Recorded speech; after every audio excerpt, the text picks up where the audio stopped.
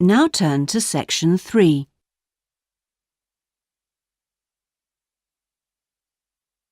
Section 3. You will hear a tutor talking to two business students called Philip and Janice about their research on managing individuals. First, you have some time to look at questions 21 to 23.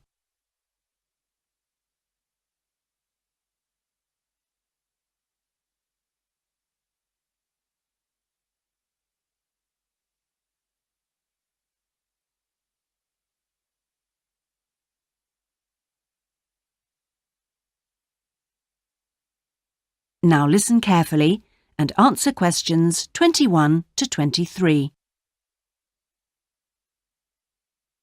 Well, you've both been looking at different styles of managing individuals in companies and the workplace. How's the research going, Philip? Well, I've been looking at why individualism, individual differences, are such an important area of management studies. When you think about any organisation, be it a family business or a multinational company, they're all fundamentally a group of people working together.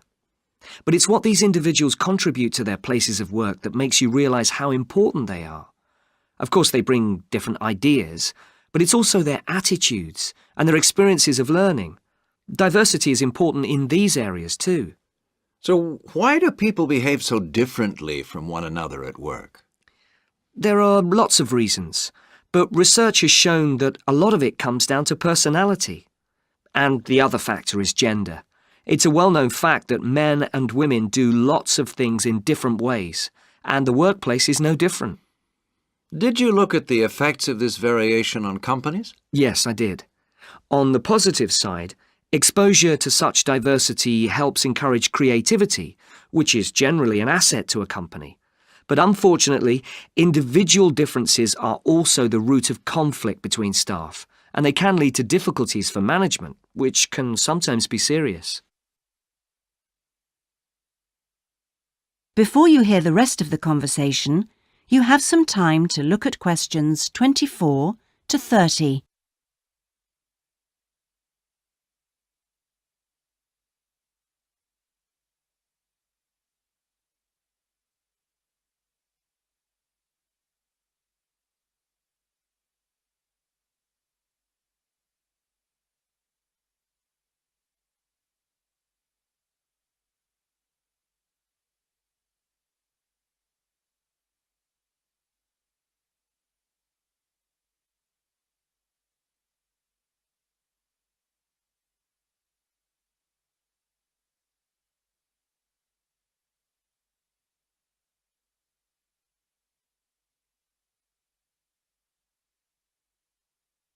Now listen and answer questions 24 to 30.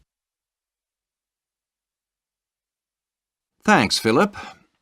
So now I guess the two main things to remember here are to identify individual talent and then to utilize it.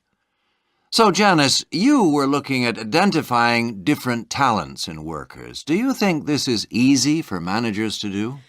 Well, currently, teamwork is in fashion in the workplace. And in my opinion, the importance of the individual is generally neglected. What managers should be targeting is those employees who can take the lead in a situation and are not afraid to accept the idea of responsibility. That's true, Janice, but unfortunately many managers think the entire notion of encouraging individuality amongst their staff is far too hard. Yes, that may be true.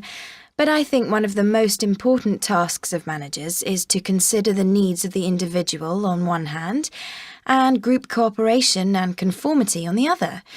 It requires creative thinking on the part of management to avoid tension. So, Janice, what kind of people do you think companies should be looking for? Well, it has to start from the very beginning, when companies are looking for new employees. When the personnel department is choosing between applicants, they need to look for someone who's broken the mould and can think for themselves. Instead, people making these decisions often use a range of psychological tests to see if a person is a problem solver or will do as they're told. I'm not convinced these qualities are actually the most important. So do you think being a good team player is overrated? No, it's not overrated. You do need to learn the rules and learn them fast. No individual can get around this if you're working in an organisation. So how should managers deal with this? Rewards. When an individual demonstrates the behaviour the organisation expects, some kind of incentive can be given. What's important here is that this happens right at the beginning, so new recruits learn the rules of the system immediately. Also, the incentive should be something the individual actually wants, and this isn't always just money. To come back to you, Philip, you were saying that recognition of good performers is essential. Now, what else should managers be looking for? Well, managing people means you not only have an understanding of your employees, but you also recognise the culture of the organisation. In fact, for some organisations, creativity and individuality may be the last thing they want to see during working hours. Very true. Yes, but managing people isn't as easy as it looks. For example, change in the workplace can be quite tricky, especially if there's a need to increase profit. And at times like these, managers may have to give priority to profit rather than individual staff needs. Yes, and that creates difficult situations for people. Yes, but what's important is that managers are able to deal with quite high levels of personal stress.